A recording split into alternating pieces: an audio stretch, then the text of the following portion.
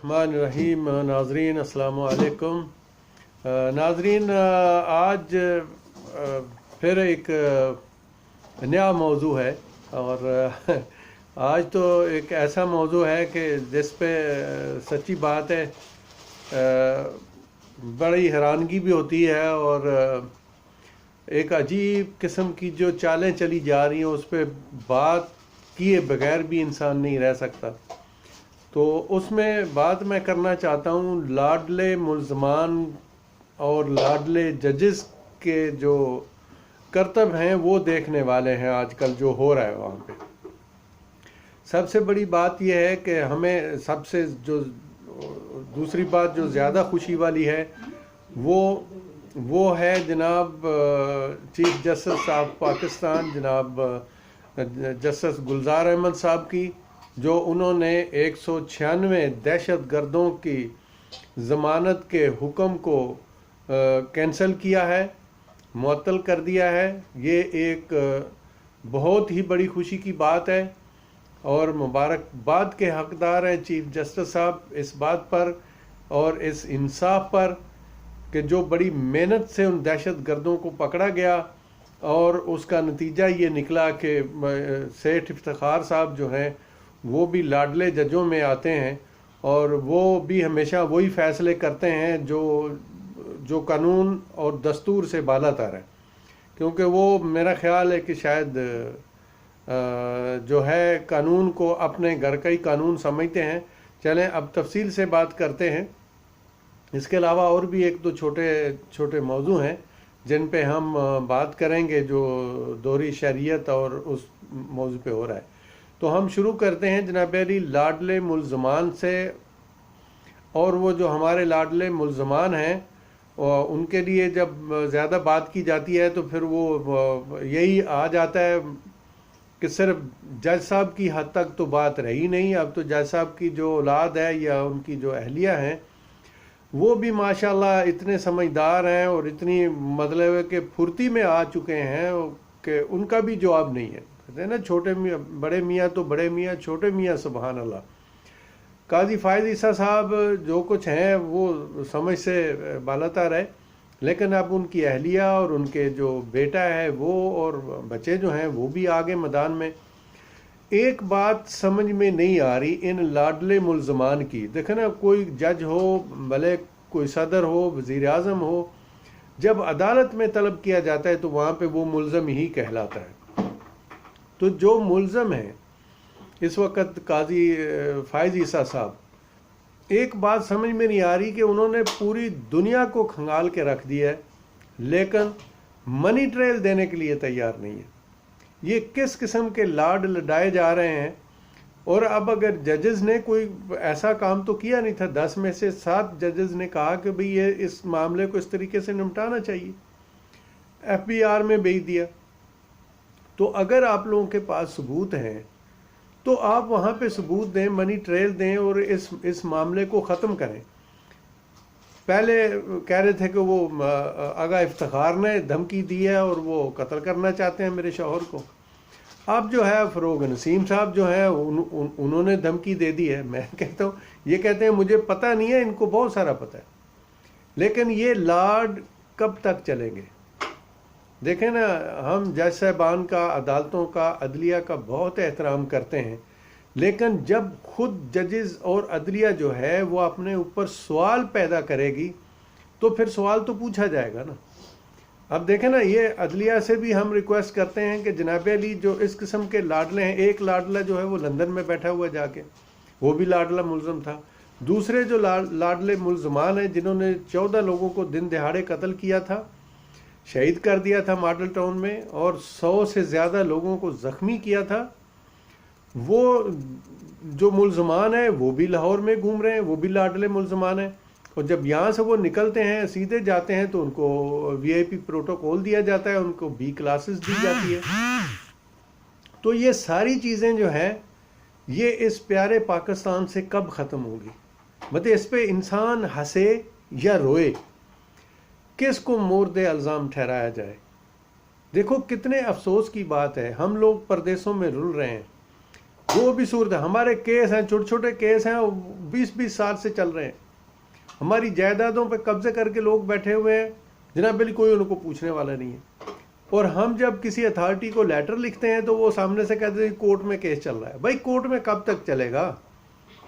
हमारे वालिदैन फौत हो गए, वो उनको केस लड़ते लड़ते वो भी दुनिया से चले गए, अब हम भी चले जाएंगे, शायद हमारी औलाद भी चली जाएगी, लेकिन ये केस ख़त्म नहीं होंगे।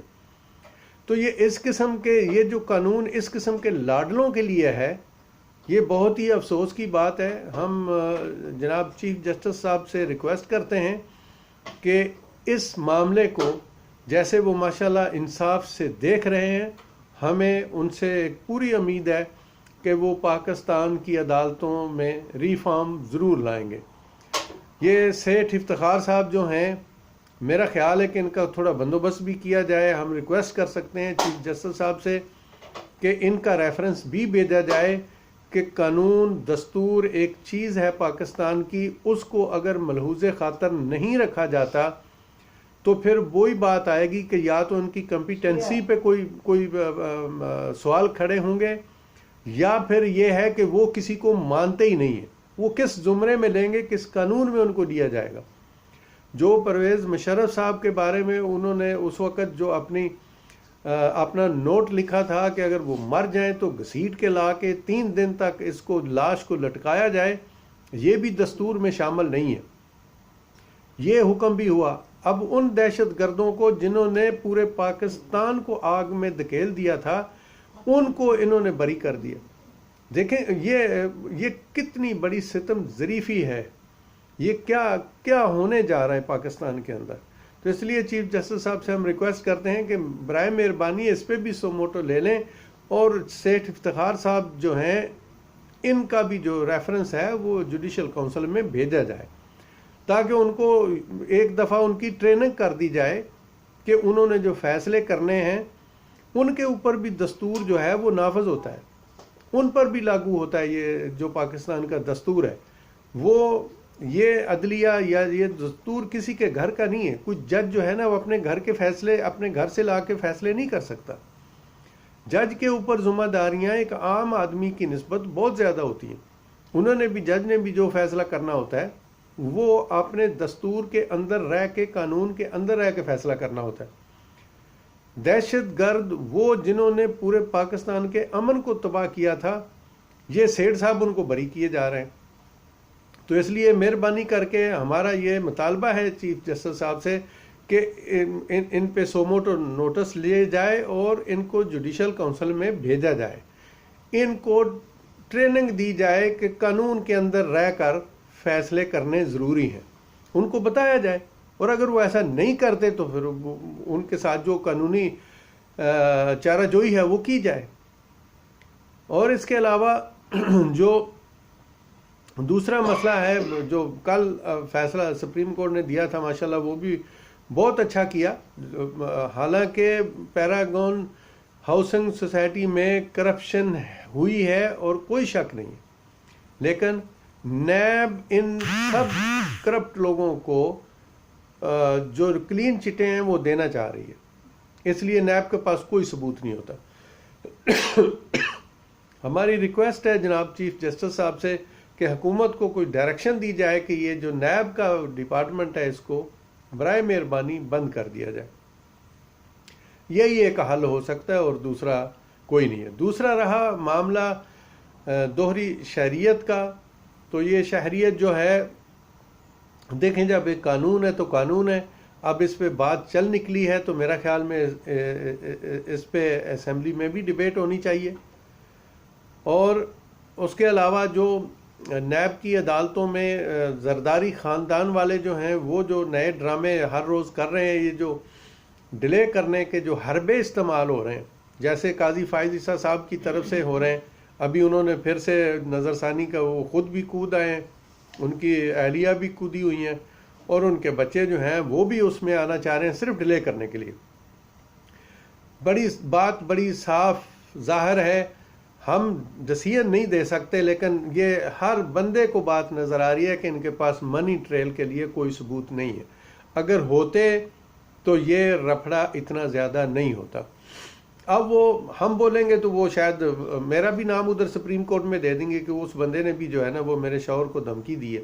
بات دھمکی کی نہیں ہے، بات اس مصیبت کی ہے کہ اگر آپ کے پاس منی ٹریل ہے تو آپ دیں منی ٹریل، آپ کیوں نہیں دے رہے؟ تو ادھر زرداری ہے تو زرداری آئے دن کوئی نہ کوئی نئی اپلیکیشن دے دیتا ہے. ہم خان صاحب سے یہ ریکویسٹ کرتے ہیں کہ آپ بھی بار بار ایکسکیوز کر رہے ہیں کہ دیکھیں یہ قانون مجھے کچھ نہیں کرنے دیتا. خان صاحب ایکسکیوز کے ساتھ نہ ملک چلتے ہیں نہ گھر چلتے ہیں ایکسکیوز کیے.